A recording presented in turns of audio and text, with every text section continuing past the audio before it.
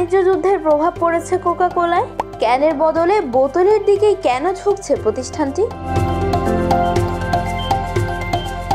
এখন তাহলে কি ভাবছে এই প্রতিষ্ঠান? চলুন প্রতিবেদনে দেখে আসি। এবার ট্রাম্পের কারণে আপনার পাশের সুপার শপে উধাও হয়ে যেতে পারে ক্যানের কোকা কোলা। একই সাথে বাড়তে পারে দামও।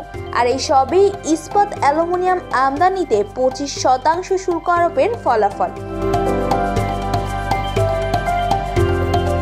এদিকে কোকা কোলা জানিয়েছে চলমান মূল্যস্ফীতি ও নতুন আরোপিত করের কারণে ক্ষতিকারক প্লাস্টিকের বোতলের দিকে ঝুঁকতে বাধ্য হচ্ছে এই বেভারেজ জায়ান্টটি।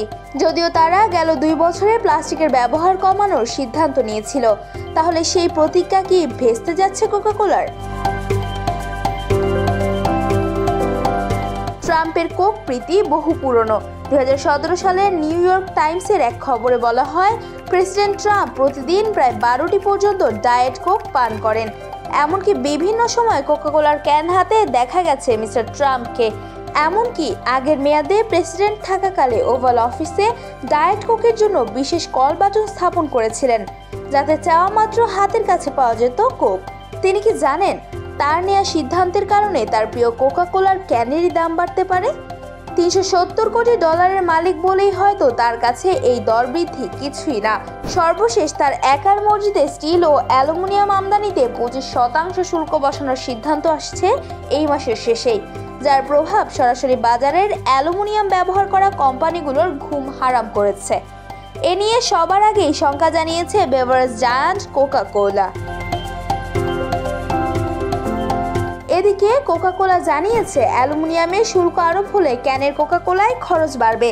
আর চলমান মূল্যস্ফীতিকে মাথায় রেখে ক্যানের উৎপাদন কমিয়ে বোতলের উৎপাদন বাড়ানোর দিকে যাচ্ছে কোকা কোলা, এই বলে জানিয়েছেন প্রতিষ্ঠানের প্রধান নির্বাহী জেমস কুইন্সি।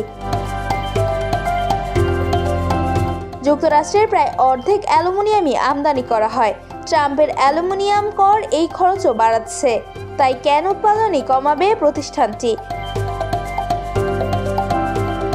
বিশেষজ্ঞরা বলেছেন, ট্রাম্পের এসব নতুন নীতি পরিবেশের জন্য নেতিবাচক প্রভাব ফেলতে পারে, কারণ এতে প্লাস্টিকের দূষণের মাত্রা আরও বাড়বে। কোকা কোলা প্রতিদিন 220 কোটি ক্যান বিক্রি করে। আমেরিকান বাজারে 44%-এরও বেশি দখলে রয়েছে এই কোম্পানির।